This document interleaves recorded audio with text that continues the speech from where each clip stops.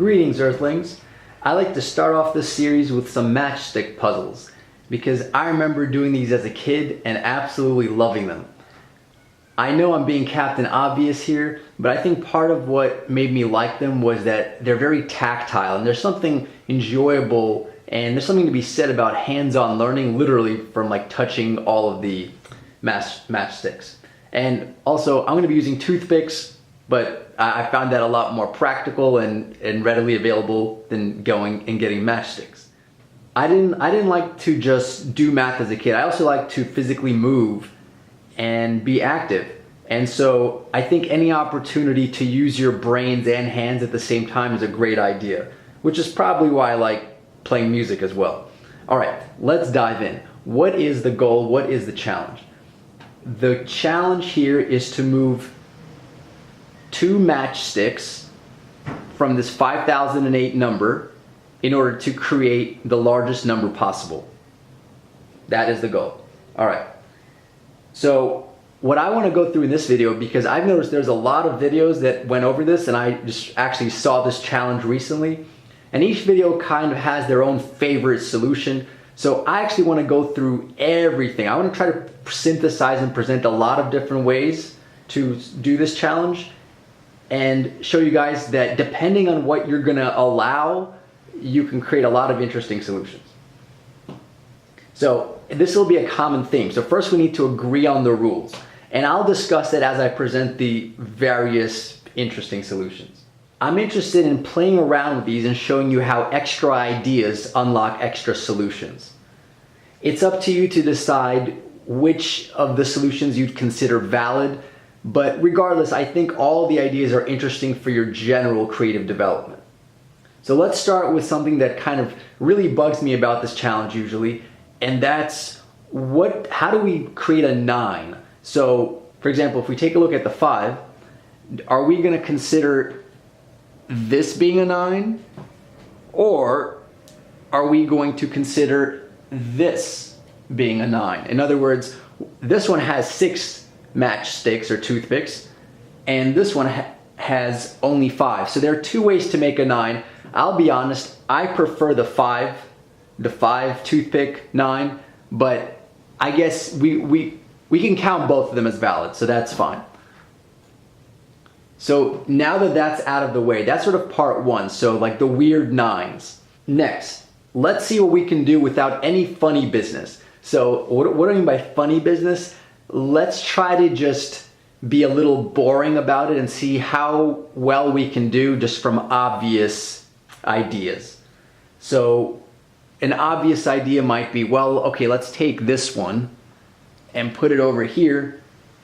So now we have 9,000, but we can take this one if we're going to use the other 9, and now we're going to have 9,800. Okay, so I would say as like a level 1 solution, this is pretty good. So 9,800 is much larger than 5,008. So at this point, if we want to get larger than 9,800, we're going to need a new insight. There are at least 2 ways. Now listen up to this part because I think this is probably the most valuable part of the video. There are at least 2 ways that I suggest for coming up with new insights. Method 1 is going to be top down. What does that mean? That means we first going to need to realize that there's a need for a new insight. This gets your mind searching. So don't underestimate this step. How do you actually come up with the insight? Well, we want to get to the heart of what is limiting you. This will often naturally suggest something that you should try. To really and fully appreciate and understand the problem oftentimes gets you most of the way towards the solution. So that's method 1. In other words, we're going to figure out what is the real problem here, and that might suggest a solution. So I call that top down. Now, method 2 is going to be bottom up. So bottom up would be, let's say, so for this, you want to be what I call a generalist or a Renaissance person. So you want to be a generalist and have vast experience across many domains. Why is this good? Because this will make ideas naturally bubble up, and hence why I call it bottom up. Will make ideas just bubble up and you will see many interesting connections. This is something I advocate and try to encourage on my channel, and hopefully help you guys develop in many areas and playlists, including the health and fitness videos, and not just the academic like the math and English and puzzles. All right, so those are the two methods to recap. First is going to be top down, realizing we need an insight and realizing what is the core problem. And method two is just naturally something just comes to mind because we have so many ideas from other areas. So we're actually going to start with method two. So our first solution, to recap, was 9,800. Now, using method two, or bottom up, I just know from my previous experience, so I'm going to draw on all my previous experience, and that's going to just, so when I first saw this, something that bubbled up for me, a natural suggestion, was the idea of flipping the number around. So if we just turn ourselves around,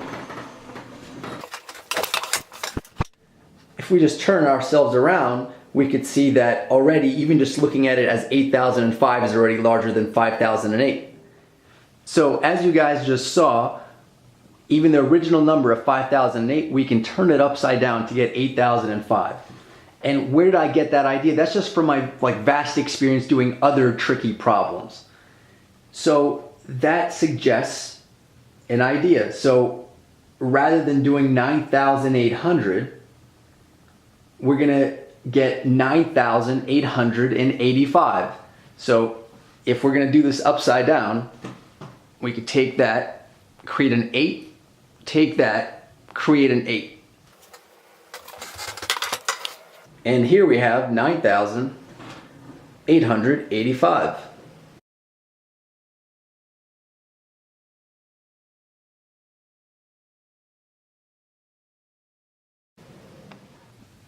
All right, so now that we got 9,885 by flipping everything upside down, it seems like we're stuck again. So we're gonna need a new insight. And now I suggest we use method one. So we need to really understand, why are we limited? We feel that we've exhausted everything we can do with these 4-digit numbers. So we can't do any better, right? We're trying to start off with a 9, either right side up or upside down. And there's only 4 digits to play with. So it's like there's not much more creative stuff to be done here. And now, in even thinking this and realizing what is the limitation, I mean, there's these 4-digit numbers, 0 through 9s, and then the idea strikes us, because we are limiting ourselves to 4 digits. So notice, just by thinking about what is the problem was that with 4 digits, that's the best I could do, 9,885. So that was method one. Just think deeply about the problem and the solution might present itself naturally.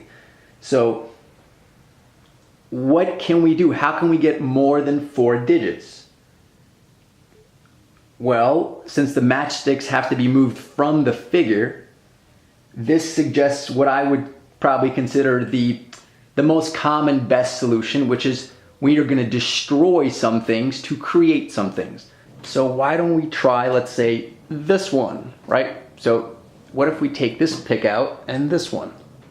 Then we'll have 51108. Now we could have also done those two, but then we're going to have a 0, 50118, so this would be better. So 51108, and now these two that we just took out, we can put them in right over here to get a 3rd digit. So we get 511108. I mean, that's pretty large. Now, if we want to do this upside down,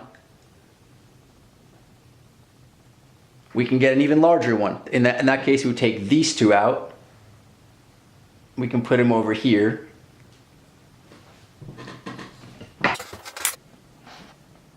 And then we get 811105, which is pretty impressive. So I would consider this probably the best kind of traditional solution, using nothing that's too fishy. So I really like this. This is my favorite one.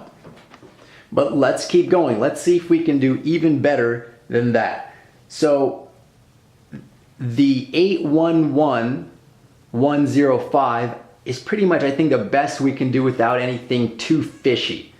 Now, if we want to get even more wacky and creative, and we can do better. However, I just want to preface this by saying these might not be considered super legal, or this is about agreeing to the rules and what's allowed. So beyond this point, everything I present, a lot of folks might say, hey, that shouldn't count. But if you just want to see what's possible, if anything semi-reasonable is allowed, then let's go further. So why don't we try exponents, and we're going to use a caret symbol. So for those of you that aren't familiar with the caret symbol, it's going to look like an upside down letter V. So how can we get this? Well, why don't we just do the same thing and remove these, but this time we're just going to put them right up here. And so now we have 5 caret symbol 1108, which means 5 to the 1108th power, which is a humongous number. So that's with exponents. And of course we can do this upside down as well. So we can do it upside down like that, and we have 8 to the 1105th power, which is even larger. So now we're already beating our previous number. Now what if we don't want to use the caret symbol? We don't even have to use the caret symbol. We can use exponents without it. So for example, what if we take these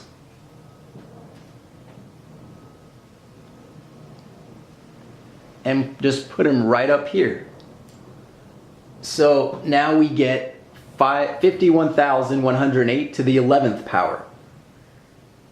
So of course we can do that upside down as well. If we take these two and put them in the upper right hand corner, and then we'll have the 11th power that way. Some might even suggest better solutions, but I don't consider these following ones legal. So for example, let's say we take these two and we say, I'm just going to put them right down here.